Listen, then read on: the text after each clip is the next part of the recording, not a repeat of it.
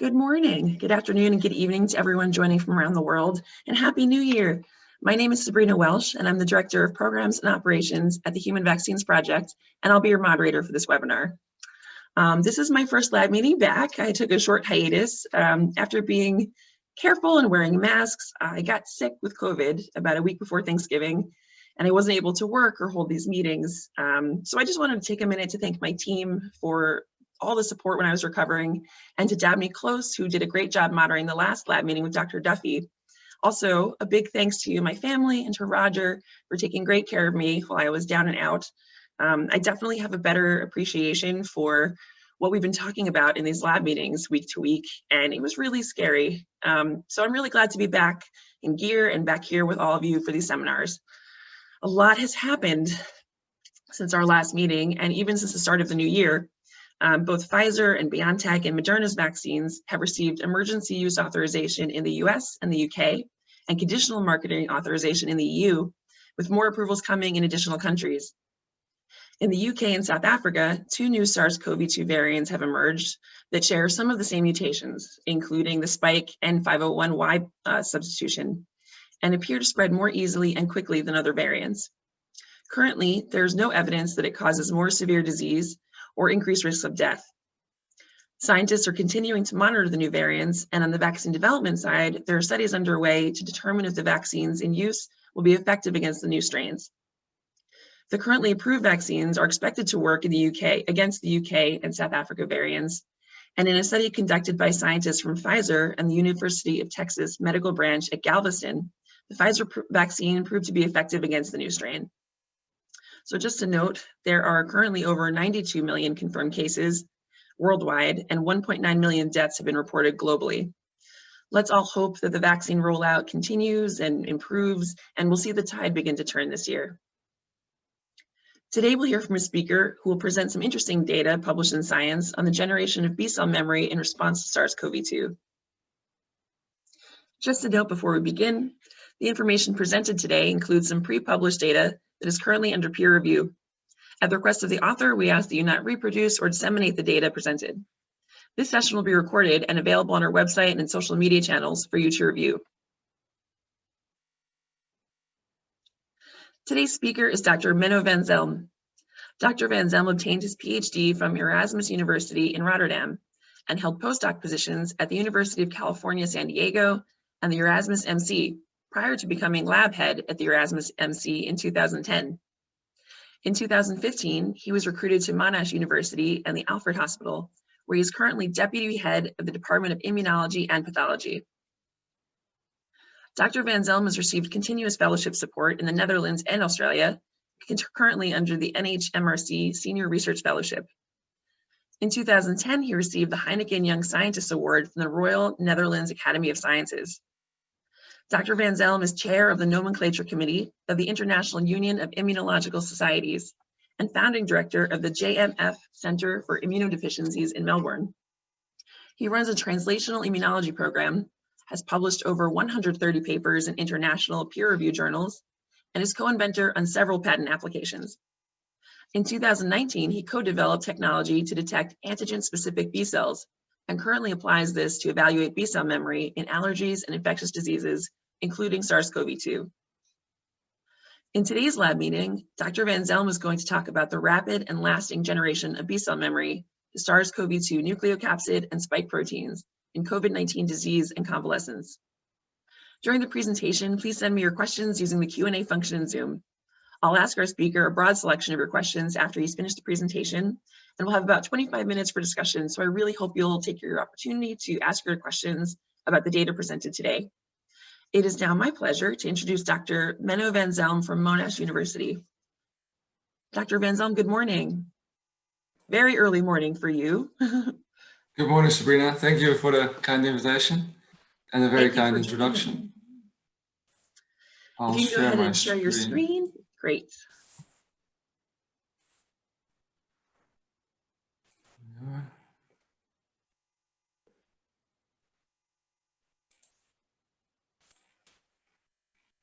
I hope that's all right. Perfect, thank you. All right. Yeah, thank you again for the kind invitation. And as you can see, the focus of the work I'll be presenting is on B-cell memory. And in this case, focus purely on infection, so primary infection with SARS-CoV-2. With the work focused on B-cell memory, I'd like to introduce our work that led up to this and our focus on B-cell responses and memory formation following this. I'm sure many of you will be familiar with it, but I think it would be a great lead up into the work that we did. As most of you will know, B cells are continuously produced in the body in undergoing two phases of differentiation. And we have naive B cells formed from precursors in the bone marrow, and only upon antigen encounter they will terminally differentiate. When they do that into plasma cells, these are the cells that produce the antibodies that form a neutralization response. Importantly, and being part of the adaptive arm of the immune system, not just antibody secreting plasma cells are formed, but also memory B cells. And these are resting lymphocytes. And these are crucial for what we see as immunity and a secondary immune response. And that's illustrated here. This is a classical textbook picture. I think it's page 4 of Janeway. And where we see that upon a primary exposure, after a lag phase of several days, antibodies are formed to this antigen. And after about 20 days, these will start to decline when the antigen is cleared. And very importantly, when we have a secondary encounter, we have this rapid and much stronger production of antibodies. And this without any delay, because we have these memory B cells that respond much stronger and much quicker. So what's very important to understand is the difference between memory B cells and plasma cells. Both are, of course, by definition, antigen experienced. There are several signs in B cells to show this. For instance, with somatic heart mutations in immunoglobulin genes, many antigen experienced B cells are Ig class switched, and that means they don't express IgM anymore, but one of the other classes, IgA, G, or E. In humans, memory B cells, a large fraction express the CD27 marker that's absent from naive cells. And ultimately, to differentiate them from plasma cells, we can do it by phenotype and flow cytometry. Plasmablasts in blood being high for CD38 and negative for CD24, but also functionally, which is illustrated here by Ellie Spot. Plasma cells spontaneously produce antibodies, and memory B cells do not. They only have that on their surface, or upon activation, they start to secrete. So many years ago already, we started characterizing distinct memory B cells in human blood. I'll start with some background on that, then shifting our focus towards antigen-specific memory B cells, and then, of course, the work that we did on SARS-CoV-2 infection. So this is work from almost 10 years ago now, where we used extensive flow cytometry, at least at that time, to dissect the human B cell compartment. And we use CD19 as a general marker. We have transitional B cells, those that come recently from the bone marrow, being high for CD38 and 24, and all the others being mature cells. But within that fraction, only those that express IgM and have absence of CD27, those are naive B cells. All these others, which we call it in red and green, show signs of immunological memory. And we can further subset those. So the IgM expressing CD27 positive ones have either IgD or not. And initially in the class switch, we separated these out based on the expression of IgA or IgG, with different subsets expressing CD27 or not.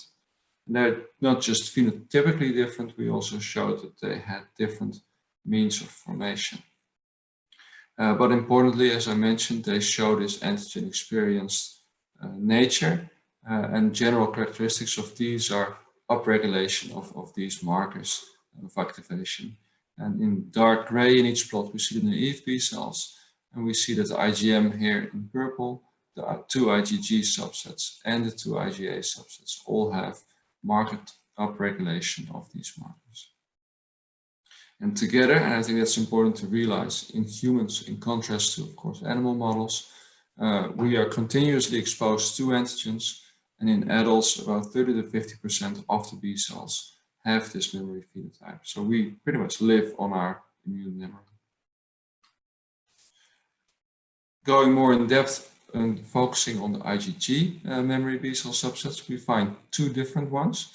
And to really demonstrate that these are functionally different, we employed our assay to look at B cell replication history, where we used the ratio of rearrangement in the Ig kappa locus and the excision circle that is formed, because the excision circle is not replicated when B cells proliferate. So this circle will dilute out, and the ratio between the two will inform us on the replication history of a population. We've done this for all the subsets, but as I mentioned, we'll focus on the IgG subsets here indicated. We clearly see that the two subsets have distinct levels of cell divisions. And not just proliferation, also when we quantify somatic hype mutations in the Ig genes, we clearly see that the CD27 positive fraction has not just higher replication history, but also higher somatic hype mutation levels, indicating a more experienced or antigen experienced functionality. And we postulated at that time that besides GC independent responses, we seem to have this primary GC derived population, CD27 negative, and a secondary response. And maybe this is memory that has undergone multiple responses and thereby accumulating more cell divisions and somatic hype mutations. We took this a bit further and looked at class switch recombination because in humans we don't just have one IgG constant region, we actually have four, and they're based different positions in the IgH locus. They're numbered based on their presence as proteins in blood, but the order in the locus is as follows, where we have IgG3 encoding part first, followed by C-gamma1 encoding IgG1, and then 2 and 4. You see that the 2 and 4 are more distal from the variable domain, and what happens is that mostly towards IgG1 is a direct switch, but after this, cells can further switch to downstream genes. And we see in that CD27 positive population, it has more mutations, more replication. There's also more usage of IgG2 and less of IgG1 as compared to the CD27 negative fraction. And it's important because we actually sequenced these switch regions, and in the IgG2 we see much more evidence for indirect switching, indicating that many of those have been derived from especially IgG1, indicating that there's multiple switching events supporting again multiple antibody responses. And this was our model, that a primary germinal center response mainly generates these CD27 negative IgG3 or IgG1 expressing memory B cells, and upon additional responses, these will become CD27 positive and more frequently used, especially IgG2. That's of course all based on large fractions, independent of any specificity. And to really make this relevant, we would of course want to examine this model towards specific exposures. And that becomes very tricky, of course, because you can imagine that with everything that we encounter, each specificity will only be seen in a very small number of B cells. And the only way to actually visualize this is, of course, to visualize the specificity of the immunoglobulin. And this is pretty much turning around what we do with flow cytometry. It's not staining with antibodies, but we start fishing with proteins that then bind the antibody on the surface of the B cell. And that's illustrated here, where we use this particle. And as you can see, this is the buildup of what we did, where we have a recombinant antigen coupled to a biotin, which is very useful for us because we can use this to bind streptavidin and actually have 4 of our proteins then bind to streptavidin. And these can be obtained with many different fluorochromes for detection. And the approach that we took was with recombinant proteins, so we can make sure that these are natively folded glycosylated using the appropriate production system, but also adding a biotinylation tag to have targeted biotinylation that won't mask any epitopes on the antigen. And ultimately, of course, the tetramerization will help with avidity, so the strength of the interaction with the B cell, and can give us fluorescence of choice. So this work initially started for us in the allergy field, and we generated constructs to detect ryegrass pollen allergy. And the major allergen there is LOLP1, which we generated with a his tag for purification, just for ease, and this avi tag for biotinylation. And when we made this, we tetramerized this and stained B cells in blood. We can see this in patients, but also in healthy controls, as we are all, of course, exposed to these pollen. And we see a very small fraction of total B cells specific, in this case for LOLP1. And that's clearly below 1%. And as you can see, we use this double discrimination technique because in this case, we used PE and APC, conjugated strep evidence.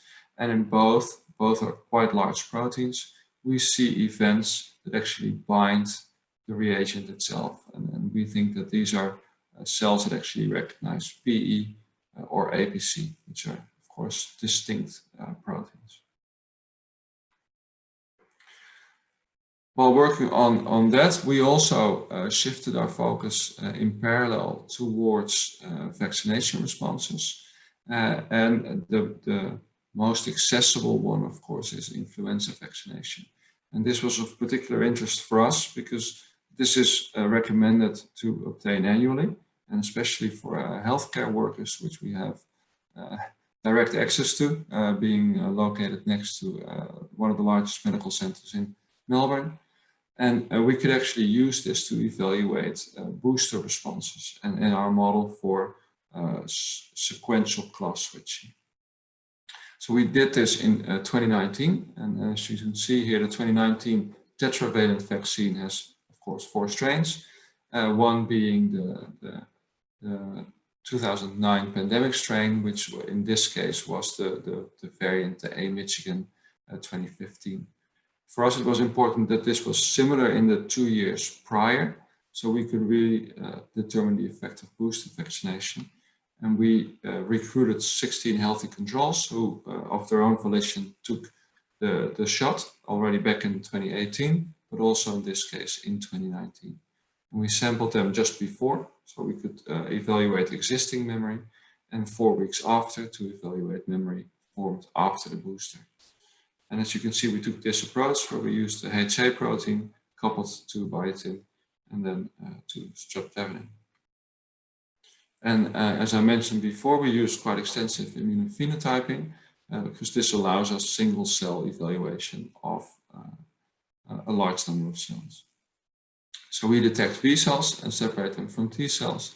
And within the B cell fraction, pretty much as before, we exclude the naive B cells, being IgM positive, CD27 negative, and the rest of this fraction is then divided either in the unswitched IgM, IgD population, or into the switched population, which we now further dissect with IgG subclass antibodies to discriminate a large fraction of IgG1, IgG2, IgG3, and the triple negatives. We can then detect IgG4 or IgA. So really to visualize these distinct IgG subclasses. And this, of course, on total B cells, but now having these tetramers in there, we can gate on specificity to the influenza HA protein, and then pretty much copy paste the same gating strategy, but then only on these specific events. Of course, there are much fewer, but you can also appreciate that the distribution of these events is already different, with the vast majority having a memory phenotype. And within these, the majority are actually IgG1 positive. So then looking at the vaccination response, and this pretty much illustrates why we do these antigen-specific measurements, because if we look at the total memory B cell pool before or 4 weeks after vaccination, there is no significant difference in total memory B cell numbers, nor is there any change in the composition based on the Ig isotypes or IgG subclasses expressed. But when we then focus purely on these HA-specific events, we see a pairwise significant increase in these numbers. Within this, we see especially this expansion of IgG positive events. So that was very interesting for us to see that we could measure this. It's very specific, even though the numbers, as you can appreciate here, are much less than 1% of total memory B cells. But we clearly see this expansion even after booster vaccination, because we see existing memory beforehand. But importantly, we did not see any change in the phenotype as we were hoping for. So that could be something vaccine specific, that we stick to this IgG1 expressing subset. So that was pretty much what we had done before SARS-CoV-2 infection spread. And that also invited us pretty much to join in doing work in that space. And as Sabrina, of course, already indicated, this is a novel coronavirus that started to be picked up more than a year ago now. And of course, I don't have to tell anybody, but it's affecting us all with very high case numbers around the world, as you can see in the top graph, which basically is still increasing. And I should say in Australia, we are very fortunate. We've had 2 waves, as you can see here, and we're pretty much free of infections at this stage, with nearly all cases that are detected at the moment being in hotel quarantine, because these are overseas travelers. I think most of you will be familiar with this information as well, but this is by now the 7th strain of coronavirus identified to infect humans. 3 of these being epidemic outbreaks. And of course, this is the latest one and very much related to the SARS-CoV virus in the early 2000s. And the difficulty we're dealing with is, of course, the very diverse disease presentation, with a substantial number of patients having very severe disease and comorbidities. So what became quite apparent already early last year was that patients show strong antibody responses, but these drop down quite rapidly after infection. And these are just illustrations from 2 different papers where in pairwise analyses in different groups of patients, all of these levels drop. And the same is shown here with paired samples. However, and I've shown you this picture at the start as well, this is not very unsurprising, because the majority of antibodies produced are really an effector response. And for us, this was not waning of immunity observed, but very likely just a contraction of the immune response. And this kinetics, if you show here, it seems to go all the way down, but it is likely to actually plateau out. And we figured that measuring actually memory cells would be much more informative on the presence of immunity than the levels of antibodies. It's shown here. So with our existing knowledge at that time, our aim was to develop a multicolor flow cytometry tube to evaluate SARS-CoV-2 specific B memory, and then of course quantify and characterize these in detail, including their longevity after infection. And the approach we took was a bit taking it again further from the HA work, and we decided on using the 2 major antibody targets that were known from coronavirus infection. So this is the RBD domain from the spike protein, as illustrated here in red, as well as the nucleocapsid protein. This is a structural protein, but it's located within the particle, so it's not exposed on the surface, but a very strong target of antibody responses. So we decided if we want to measure the response of memory cells, they will also be generated against these. So we made the proteins, we purified them, and used them in stainings on B cells. And this is just an illustration where on the top row here, you see controls. We did the same proteins with different fluorochromes in the same tube. And you see in controls there are hardly any events specific for this. However, we do see in patient after clearing the infection a clear presence of this double positive population for IBD, as well as the NCP, the nucleocapsid. And these were very specific because we did not see any overlapping events between the two. So these are two unique specificities in the same tube. So over that, the first 6 months pretty much of last year, we started sampling patients, included 25 patients, different time points post-symptom onset. The majority of these having had mild disease, 6 moderate, meaning hospital admission, and 4 severe, meaning ICU admission. We had several repeat samples and plenty of historic controls from our previous work that were sampled before the outbreak. So the first thing we did was determine neutralizing antibodies in these samples, where we don't see any neutralization with this pseudovirus assay in the controls, but nearly all the patients had neutralizing antibodies. Similarly, we did ELISAs for the constructs that we made, so the RBD and the NCP proteins, and we see that pretty much in all of these patients we have detection of these antigens, and there's no detection at all in the historic controls, showing that there's no cross-reactivity beyond SARS-CoV2. What is important is that we could replicate the initial serum antibody findings with neutralization levels dropping quite rapidly after symptom onset. And to some extent, we see the same for antibody levels with ELISA, although most of these were clearly above our detection limit and above that of controls, as indicated by the dotted lines.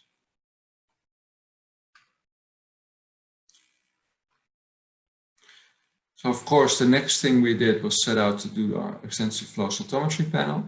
And you can see it on the top row, which is basically the same gating strategy as for the influenza work.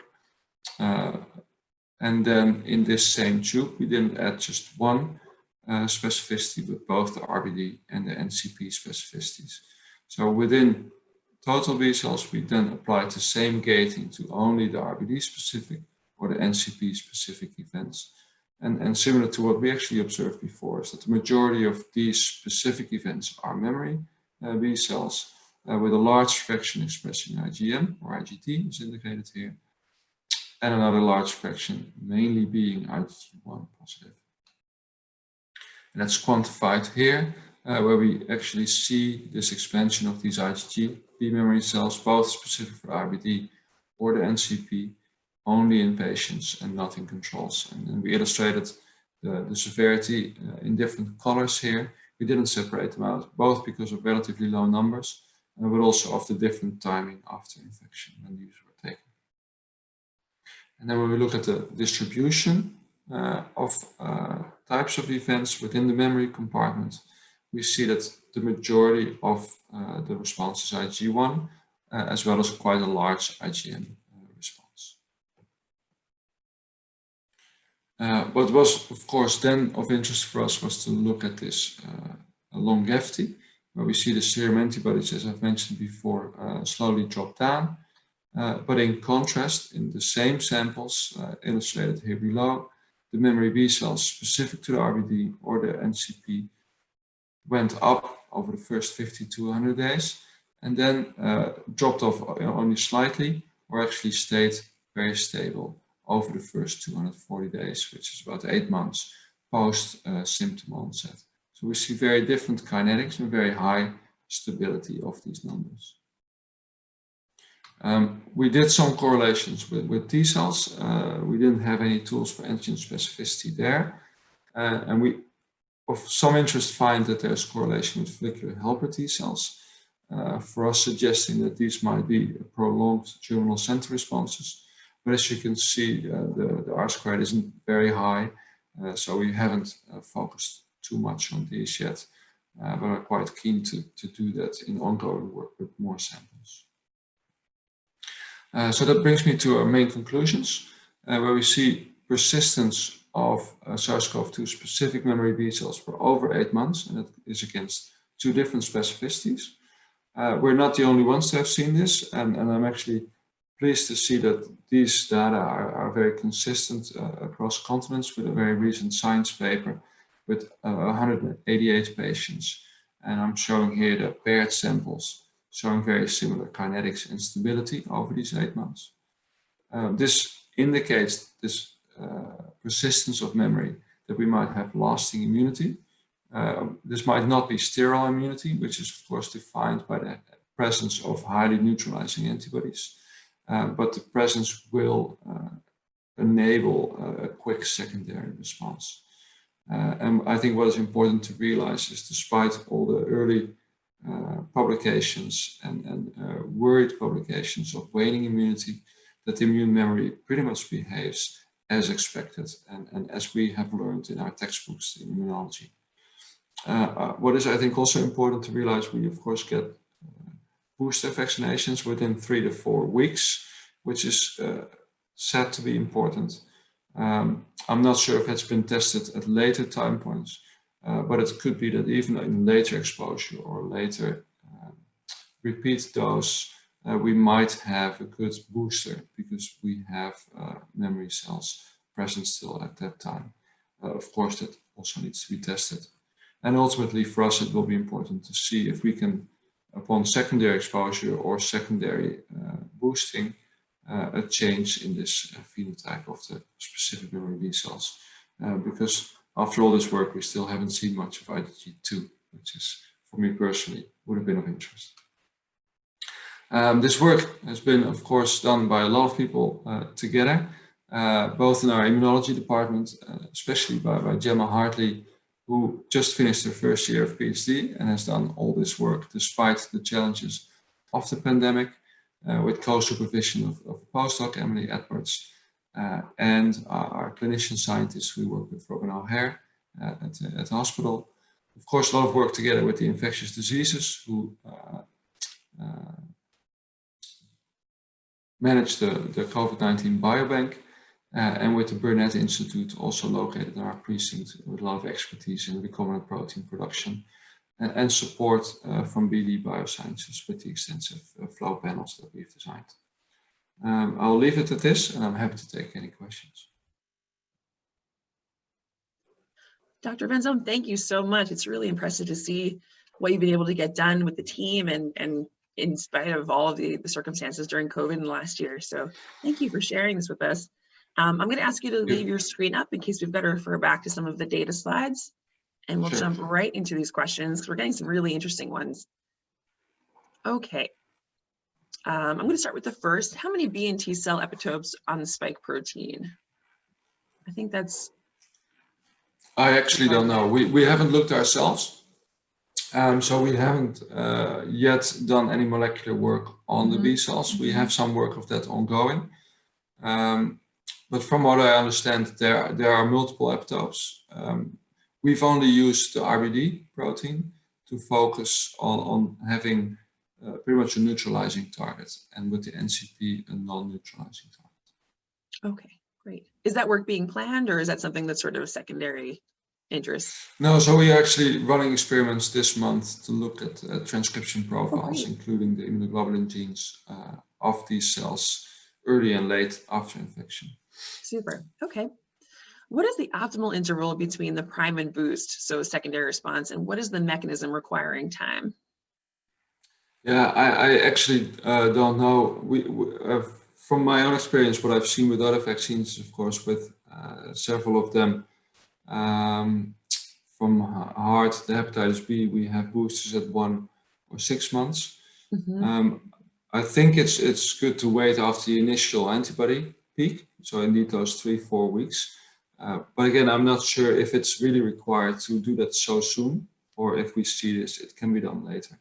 On the other hand, of course, you want to be protected as soon as possible. So I can imagine you want a second shot to make sure you have high enough antibodies in memory. Okay, some questions on the antibodies. Now, why do the antibodies against the the NCP why do they stay longer than the anti-RBD, even though these are all the same isotopes? So the nucleocapsid protein, do these stay longer than anti-RBD? Yeah, I think the kinetics were a bit less dramatic going down in the top plot. I actually don't know why.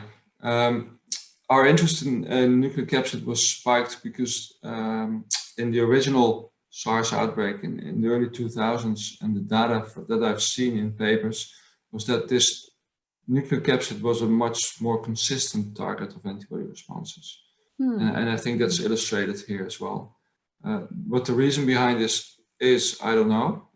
In our hands, it's a larger protein, so it could be in part that we just have more epitopes in the nucleocapsid than in just the RBD. That makes sense. Was there any correlation with viral load or antigen levels that you saw? We haven't evaluated that. These are all, or nearly all, taken in convalescence. So at that stage, of course, no viral load. Okay, gotcha. Relatedly, what is the percent, if any, of the memory B cells to SARS-CoV-2 are cross-reactive to other coronaviruses? Has that been evaluated, or is that something that's being planned? So we haven't seen any evidence of that. Again, we haven't done hundreds of controls to really rule out that none of them show any specificity. But as you can see, in the 36 historic controls that we have, they're all negative, as shown here for any of these targets. So at least for the targets that we chose, the RBD and the nucleocapsid, there's no specificity. At least what we can infer from the 4 strains that go around in the seasonal strains. Of course, I don't think any of these individuals has ever experienced SARS or MERS. Okay. Do you think memory B cells are a better readout of long-term immunity than antigen-specific T cells? It's an interesting question. Being a B cell immunologist, I'm inclined to say yes. But no, so it's a viral infection, and T cell immunity is very important. So I presume both will be important. Probably it's easier with tools that we have to measure the memory cells. So maybe it's an easier marker to do it without the need for any stimulation. Sure. Okay, could you comment please on the serum levels to memory B cell responses? Is there a correlation? Is it due to shorter half-life of the spike antibodies?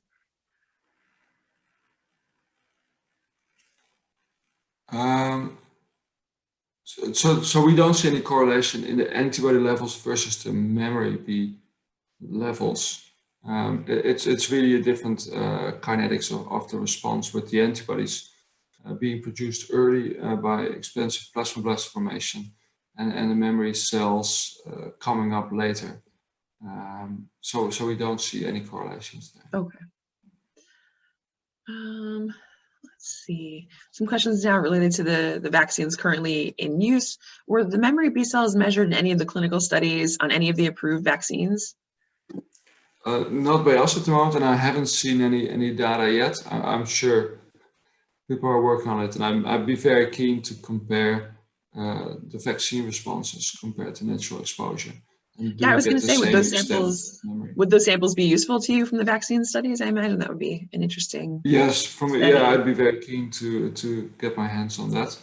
So we're getting, of course, for us, get ready as soon as the rollout starts in Australia, which is expected to be late February. Great. Also, just to comment on that data slide you showed comparing Australia to the rest of the world, it is, I know this, like we've seen the data, but seeing that kind of plot is just stunning to see how Australia responded and kept the infections down. And now really it's not much of an issue, it seems like, which is remarkable as someone sitting in the US. Yeah, I think there's 2 reasons. We are, of course, quite distant from the rest of the world. And also the response has been very strong. The rules are very strict, and the adherence is relatively good to that. But of course, now we bear the fruits. Let's see. How does the B cell memory in COVID compare to influenza vaccination B cell memory? I think you had a couple of slides. Yes, thoughts it's together, but surprisingly similar. Of course, it's completely different circumstances with a respiratory infection or an intramuscular injection. And of course, the influenza responses that we've done were in previously vaccinated individuals. But we still see this expansion of memory B cells, and especially of the IgG1 positive events. There is a difference though with antibody responses, because we quantified the neutralizing antibody titers in those vaccinated individuals, and they already had high neutralizing antibodies before the booster, and they remained high after. So despite these high levels, they still mounted this memory response. okay, great. So that's actually good news to see anything happening. Very different circumstances, but a relatively similar compartment of memory B cells. And also probably, that will have an impact in going forward on seasonal, if COVID becomes seasonal year to year, that'll likely affect how the vaccines are designed and distributed and what the impact will be year to year. So that's kind of interesting to see. I'm just hoping that we all get vaccinated early. Yes. That it doesn't become too seasonal and start changing too much. We can only hope. Sorry, I'm jumping around. We're getting really interesting questions today on this data. It's been estimated about 6 to 7% of individuals don't develop antibodies after a natural infection. Can you tell us if this correlates with impaired antigen-specific T follicular helper response or impaired B memory response or both? Good question. I actually don't know. I'd be very keen to see if there's any discrepancy in antibody formation versus memory cell formation. I can imagine that there's still mounting of memory B cells and maybe memory T cells that could fight off the infection despite not having antibodies. It's tricky though, because you need to take a lot of specificities to make sure that there are really no antibodies to the different proteins. But then again, it could also be where you're looking, because blood is of course very accessible, but not the tissue where the actual processes take place. Would that be an LNFNA type of sample at that point? Would you try to go to the germinal center to sample, or near, where you would expect to find those types of cells? If possible. It's of course very. We had Shane Crotty on a couple of months ago, so I'm very, very interested in the lymph node FNAs. I'd be very keen to do so, but it's been very difficult in humans. We've done tonsil samples in the past, which are easier to obtain from children. Bone marrow is difficult, but I'd be very keen to see if indeed the responses locally where they're supposed to take place do take place. Okay, back to some of the vaccines now. Do you have any hypothesis on which subclasses of IgG memory B cells might get recalled by mRNA versus the ChAdOx1 vaccines, and what functional implications might there be? From all the work that we've done, I would still put my bets on IgG1, because that seems to be the one that comes up. In general, it is thought that the IgG1 and IgG3 are more inflammatory. They're more potent Fc receptor, activating Fc receptor binders and complement fixators than the IgG2 and 4. To me, it seems that the latter two are less inflammatory, but have the same neutralizing capacity. And we were thinking maybe this inflammatory profile in patients could be driven by having a lot of IgG1, and it might be more beneficial to have IgG2. But so far, we don't see any difference there or any evidence for it. Again, I think from what we've seen, very likely it's predominantly IgG1, but then again, we're keen to see if any IgG2 is induced by anything. So relatedly, one of our participants said, do you see mostly IgG1? Does it mean that it does not need ADCC activity?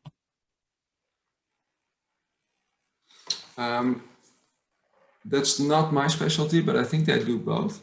So IgG1 also is very good in ADCC, but I could be wrong in that. Okay, gotcha. Okay, a couple of questions on the recombinant variants. Have you sequenced and made recombinant variants of the memory B cells to test their neutralizing activity, or maybe restimulated sorted cells for memory B cells to test neutralization activity? No, we've not done that. It'd be very interesting, Yeah. but I know already early onwards, people have cloned antibodies from these cells and demonstrated that, so we have not gone that way. Okay. Looking back at your study, for the severe disease phenotype, did the antibody titers persist longer? One of our participants noted it looked like there were only a few data points early in the disease, but none after. So were those terminal cases? Yeah, no, I think we had 1 or 2 terminal cases, but we just don't have any follow-up samples as of yet from those. So again, that made it hard for us to compare because of different timing. Yeah, so we're really trying now to get follow-up samples also from them to see if indeed that's the case. And do you have access to a cohort that's just consistently coming in? Is that being set up to follow people longer term, or is that? Yeah, so it's really a biobank, and patients sign up and they try to sample them after. Of course, it's harder to get them back in later. It is relatively easy for the healthcare workers that got infected because they work on site, but not so much the case for patients. And this being a teaching hospital, so we tend to get cases from all around the state. Interesting. Okay, can the B memory cells be expanded in vitro? In general, yes. We've not done this for the antigen-specific cells, again, due to the limitations of the low numbers that we actually have. Yeah, it'd be good to see, but in all intents and purposes, they look like and behave like the total population of memory B cells. And indeed, that's what they do. Okay, great.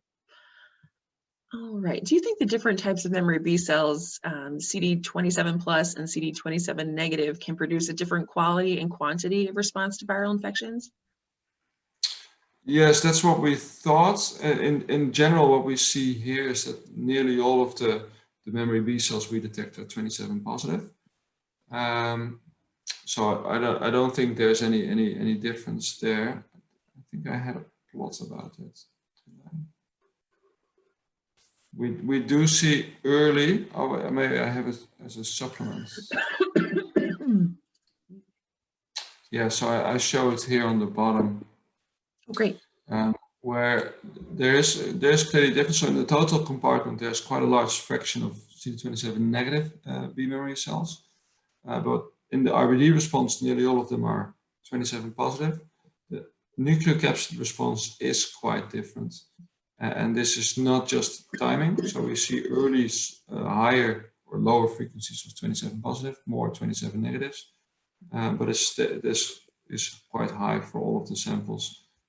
For the RBD, but it stays quite variable for the nucleocapsid. So this again indicates for us that there's different responses to the two proteins. Okay.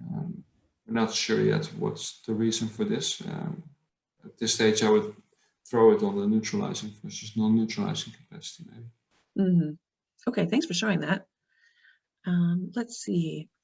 Others have been seeing some pre-existing immunity in some of their controls, suggesting cross-reactivity from previous coronavirus infections. Have you observed any responses in your controls in the memory B cells? And if so, against what antigen? I think we sort of touched on this before.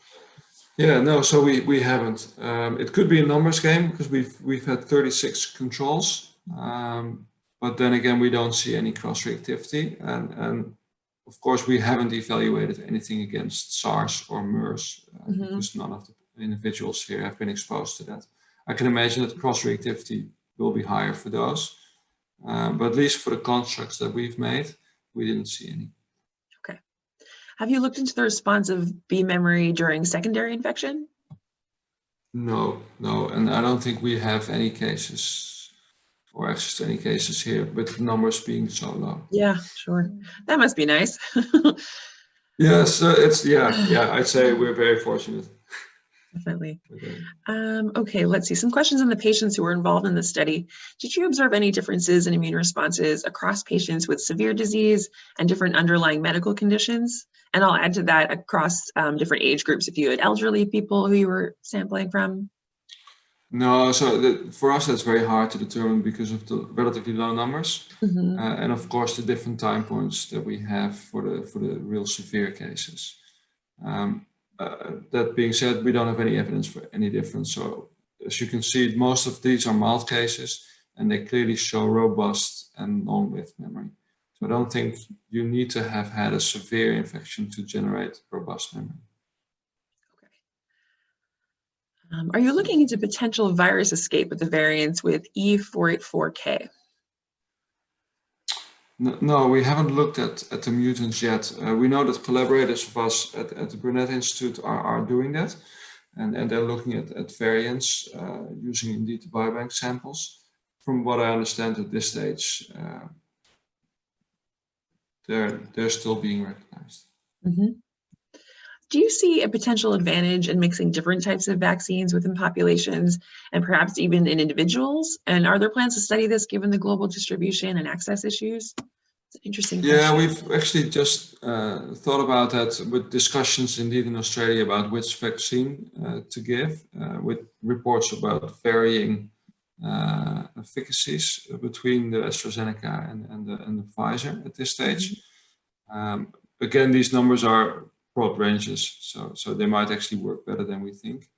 But yeah, when we know, we'd like to compare the different vaccines, although I'd say the targets are the same. So you would imagine you induce the same responses, and it's predominantly against the spike protein. And for us, it'd be interesting to see if indeed we don't see any specificities to the nucleocapsid come up, and use that specificity to discriminate previously infected from naive individuals. That sort of relates, do you expect the memory B cell or the T cell responses to be different when comparing the different vaccines and platforms? Maybe the T cell response with the vector, but other than that, for the B cells, I don't see any reason it will be different. Okay. Can you comment on how one might induce a specific subclass of antigen-specific memory B cells using vaccines or other therapeutic products? Is it even desirable, or do we always need a balance of different subclasses? Yeah, that's the key question that we're actually after, and that's both for this work, where we see in the general pool of memory B cells quite a large fraction of IgG2, but I still don't know where these come from. With allergy, we actually do want that, and we know from our own experience as well as from literature that immunotherapy, which is repeated exposure to low-dose allergens, induces what we call desensitization, so you can dampen the complaints, and it's very much associated with an increase in IgG4. And then we've recently shown also that IgG2 specific to the allergen goes up after several years at the moment you induce desensitization. So we indeed think that repeated exposure can induce that, and it can be beneficial to dampen inflammation, or in this case, to inhibit allergic responses. Okay, and this is sort of related. Do you have plans to look at the T cell regulations of the persistence of the different subclasses of memory B cells in COVID patients? Yeah, so very much in collaboration. Again, we have several collaborators on site that are very experienced in T cell work. So we're now looking into that with having this B cell data to work with them on antigen-specific T cells, both CD4, CD8s. Super. Okay. Look forward to that. Let's see. There's always T cell people around. The T cell people. Yeah, the T cell people are always going to ask the B cell people. That's kind of great. But that's what these meetings are for. And, collaborations like that are really important. So it's great to hear that you're able to partner. Yeah. Okay. I think we answered a couple of these already. What explains the longer persistence of B cell memory compared to serum Ig levels, and was there any correlation with disease severity? I know you were looking mostly at mild and moderate cases, but. Sorry, the relation between the antibodies and the memory B cells, or? What explains the longer persistence of B cell memory compared to serum Ig levels, and was there any correlation with disease severity? Yeah, so I think the antibodies persist. I just think that the kinetics are different with an initial peak, which is really an overload of response, which contracts and then stabilizes. So my prediction would be at 8 months now, we still see nearly all the patients have antibodies to both proteins, that these levels will remain low but consistently present. Okay. It's just that those memory B cells don't have this initial peak because they're not effector cells that contract. They're just gradually. Okay. So is it reasonable to say then that the memory B cell responses are correlated to mild and moderate patients generally, or is that not something we can say quite yet? I haven't seen that. I haven't seen that in our data yet. Okay. One of our participants is in Thailand, and he said, we have seen very low case mortality ratios and per million population mortality ratios.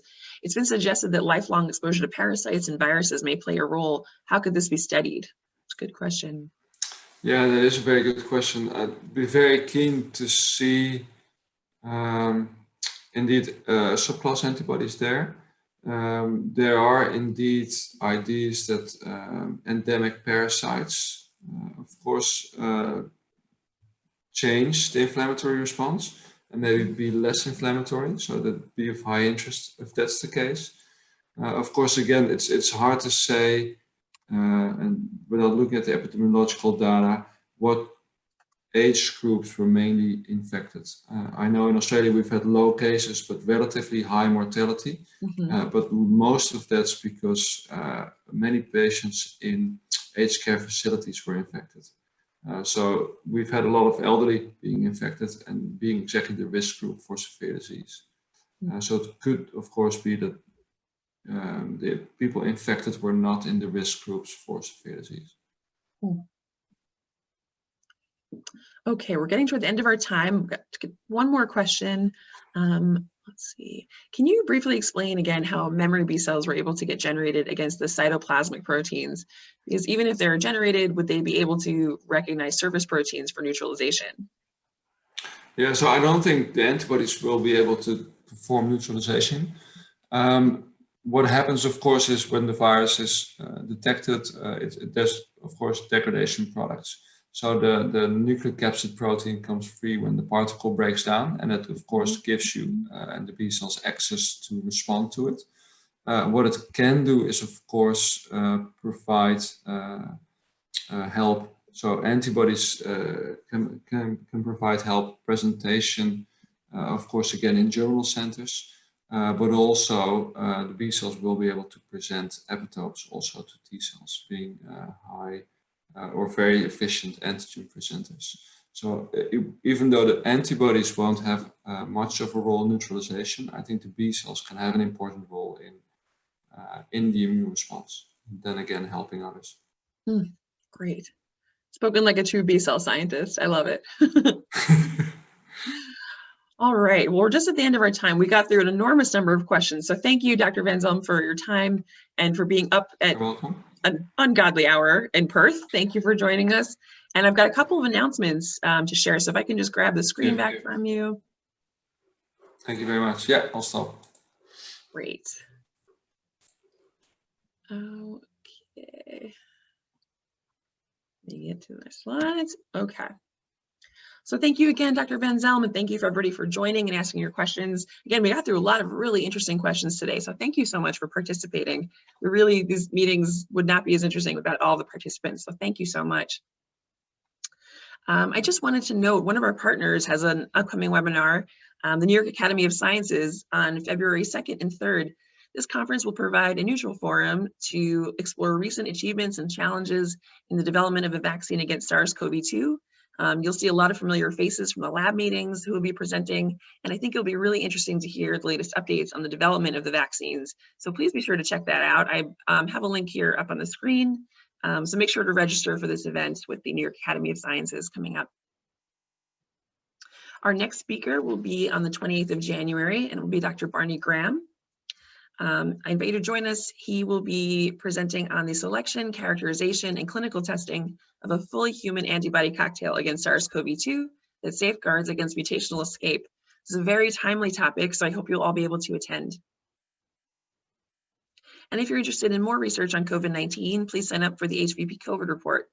In this newsletter, we present insights from experts all around the globe and highlight the latest scientific articles and data. And lastly, please feel free to visit our website and follow us on LinkedIn. We'll upload a recording of this webinar there for you to review. And with that, I'll say thank you for joining. Stay safe, and we hope you'll join us again on the next Global COVID Lab meeting. Thanks, everybody. Have a great day. Thanks, Dr. Van Zelm.